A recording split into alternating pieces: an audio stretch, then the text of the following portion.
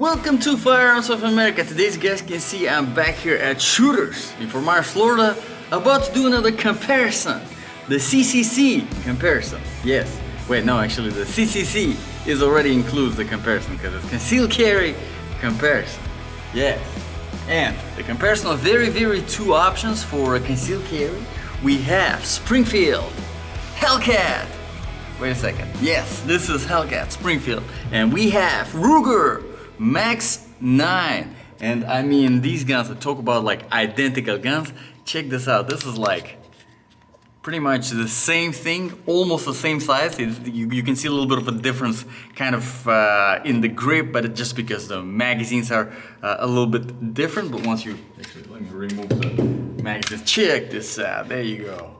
It's like, who copied who? I don't know.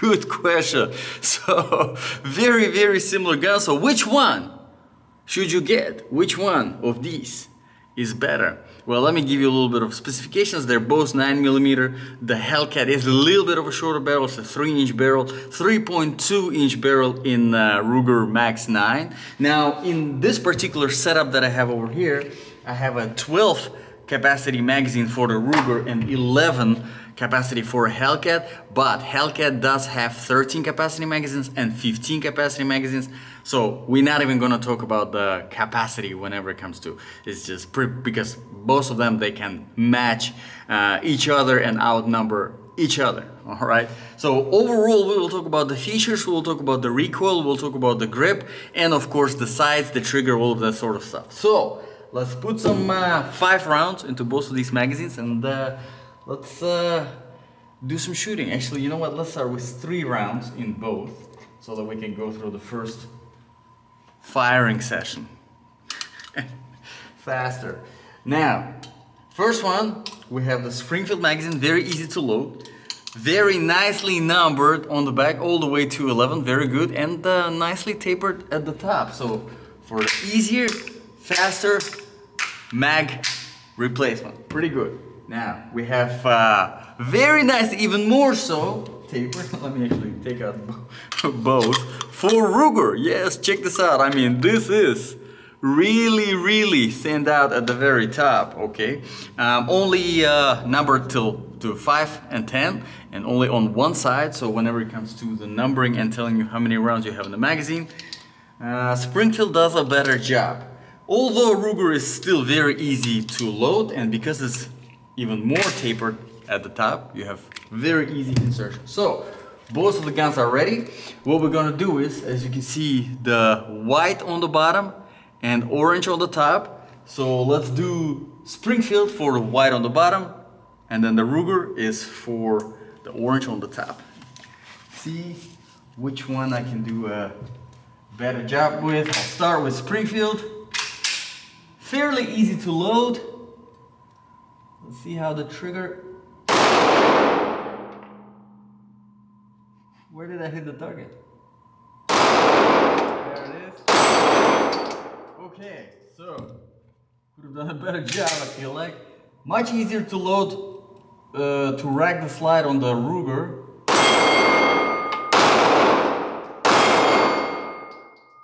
Hitting very low on the Ruger. Why am I hitting so low on the Ruger? Let me get another round here.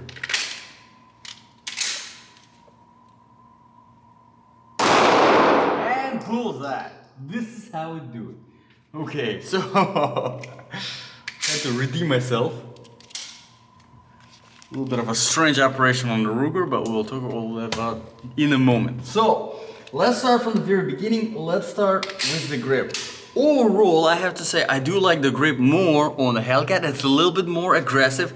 It's a little bit of a thicker grip, not by a lot, but by quite a little bit, you know. So whenever it comes to the actual comfort of carrying as a concealed carry, you will be more comfortable to carry the Ruger just because it is overall slimmer profile compared to the Hellcat. But whenever it comes to the recoil management, it's much easier to get a better grip on the Hellcat because it's thicker and also it has more aggression. This stippling is very nice. I have to say they did a really good job mimicking the hand stippling, because that's really the best stippling that you can get. So with the laser stippling, this is as close, I would say, as you can get to the hand stippling. And as you can see, it goes throughout the whole grip, which is very nice, extending all the way here, and even little gas pedal at the very front for your left hand thumb, or if you're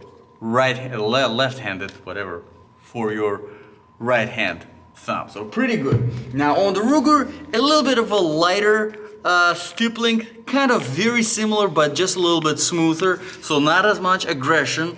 Still very pleasant to the touch, especially because it's kind of slim. Not as much of a stippling though. You have some at the front, you have some at the back. Nothing here at the top. No gas pedal stippling like that, but you do have some serrations here at the front of the trigger guard. One thing you probably noticed already right off the bat, there is no accessory rail, no 1913 accessory rail on the Ruger, but you do have some here on the Hellcat because it is thicker and it actually allows for that size. So let's talk about the mag release. As you can see, very nicely extended mag release here, not ambidextrous, very easy to catch, works very well. Same thing with Ruger, not ambidextrous but kind of extended as well, although it does sit a little bit flatter. Speaking of the mag release, we have a very smooth, for whatever reason, there's barely any aggression to this mag release on the Ruger, and not mag release, slide release, and it is not ambidextrous. Very smooth. I would say very similar to Glock slide release, which is, trust me, not a good thing. Very small, very hard to catch. A little bit of a better slide release here on the Hellcat, as you can see, just a little bit easier to catch, and not one-hand operation. Let's see the Ruger. Yeah, neither of these is one-hand operation, which is, yeah, this has a little bit of a weird operation. It's the trigger. Something's weird there with the trigger. Okay, so let's talk about the slide now. Now here on the Hellcat, as you can see, some nice serrations at the back, nice serrations at the front. This particular one comes with the MOS cutout if you want to put the optic. Also, this particular one comes with the manual safety switch, which I'm not really going to talk much about it. If you want, you know, a safety, manual safety on your handgun, there you go, you have it. Really, there's so many versions of the Hellcat out there, and the same thing with the Ruger Max.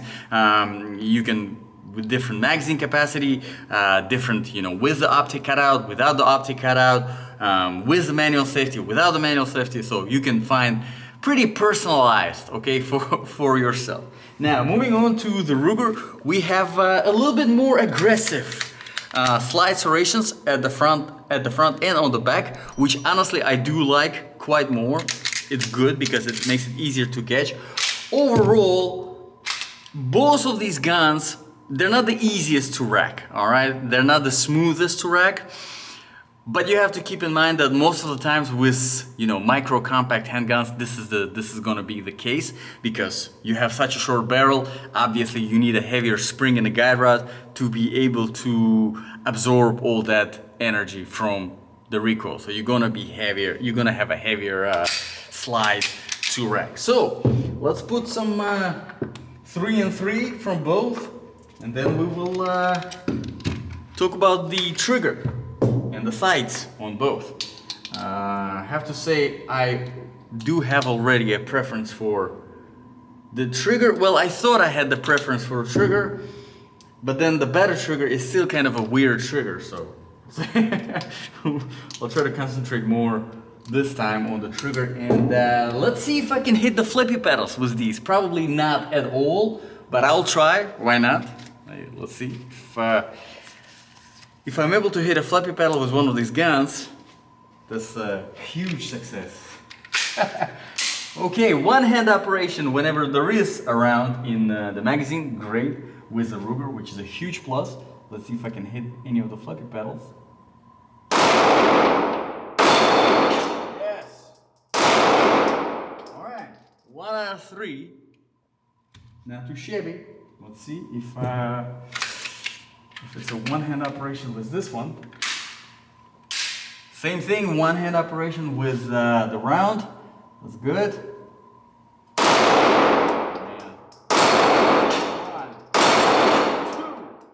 All right. 2 times, so the winner is... Nah, it's just a terrible shooter, but anyway, I did a better job than Ruger. Okay, so let's talk about the sights first before we talk about the trigger. So, we have very, very similar sights on both of the handguns. As you can see, this is a Springfield Hellcat, and you have this U-shaped sight at the back, which... You know what? Let me check something. Are they night sights or no? Let me turn off the light and see. Okay, so yeah. So as I suspected,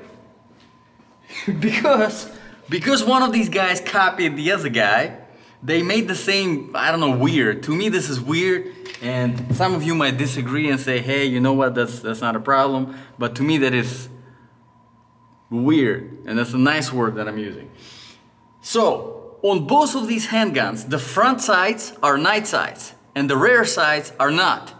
I'm not sure what the purpose of this is, because if the rear sights are not night sights, you really can't use this gun at night, because what are you gonna do with the front sight, just looking at the front sight? And I mean, you can hold the gun like this and see the front sight and shoot the ceiling. All right, so dumb. Okay, this is dumb. I don't know why they did it. Kind of a waste of a feature, in my opinion. All they had to do was implement the rear sight that is night sight, or just regular sight at the front, and it would have been fine. Weird, both of them. I don't know, but anyway, you have a regular, not night sight, U-shaped, and then you have at the front kind of nicely accented, bright yellow. All right. Kind of a greenish yellow at the front, but overall pretty good for quick target acquisition. Not too shabby. Same thing on the Ruger Max. Double check, there's nothing here. Sometimes this trigger is being weird, sometimes it's not, I don't know. But at the back, you have, it's just your standard 3-post sight. At the back you have just nice black steel side, which I do like quite a lot. I'm a fan of that. And then the front, this time you have a fiber optic side. Yeah, so if you like the fiber optic side, this is it right here. Although this one is, it kind of looks like a fiber optic too, because it has the accent. Overall, very, very similar size. Again, the front is night side, the back is not. Okay. Silly stuff. Let's talk about some safety features on this gun. I'm not gonna mention the manual safety because the other one doesn't have it, and they all come with and without it, so I'm not even gonna mention that. But visual safety features, we have a loaded chamber indicator on the Hellcat, and we have the loaded chamber indicator here on the Ruger Max. So basically what it is when you actually have the round in the chamber, you can see it. Here it is, sticking out. All right, so overall, I think there's one main thing that, to me, would be the decision maker whenever it comes to the purchase, and it is the trigger. So we'll start with the Hellcat. Check this out. We have this little kind of like a safe action system thing, pre-trigger, and then we have kind of a rough 3.5, maybe 4 millimeters, quite long of a travel. And then check this out. This is important here. All this, when are you braking? Hello, come on. See? So there is really no definite, in the second stage, there is no definite travel before the trigger brake. It just, after this, it's all mush. Look at this. Mush. Still mush. I don't know when it's gonna brake. I have no idea. Yeah, and then brake. Compared to the trigger in the Ruger Max. Check this out. We have this pre-trigger. Overall, this trigger is really weird to the touch. Look at this. I mean, that is just... But in spite of being weird like this, it still is a little bit better because you have very clear, very light, pre-travel, again very long, about 4.5, maybe even 5, and then you have this, and then a crisp brake. So still mushy. That second stage is still pretty mushy, but it's much more predictable because you have that stopping point in the second stage where you're like, you get there with that mush and then you're like, okay, now I know it's definitely gonna break, and it breaks. So more predictability in this trigger here, although I have been shooting better with the Hellcat. I don't know why, don't ask me why. So to me, probably of these two, probably would be honestly none of these. I'd probably get like a Glock 43 or 43X, or that's what I carry. I carry Glock 42 and 380. But anyway, of these two, honestly, it doesn't really matter which one you would choose. If you're getting one of these two, it really doesn't matter. They're both decent guns, all right? They both have not such a great triggers. They both have decent grips. They both have decent recoil management. They both have strange, let's just call it strange, sides, because the front is a night side and the rear is not a night side. Well, here it's a U shape, so it's kind of something, I guess, unique. U for unique over here, right? They decided to make. Should have done the night side instead. And then this is just a regular black side, you know, nothing.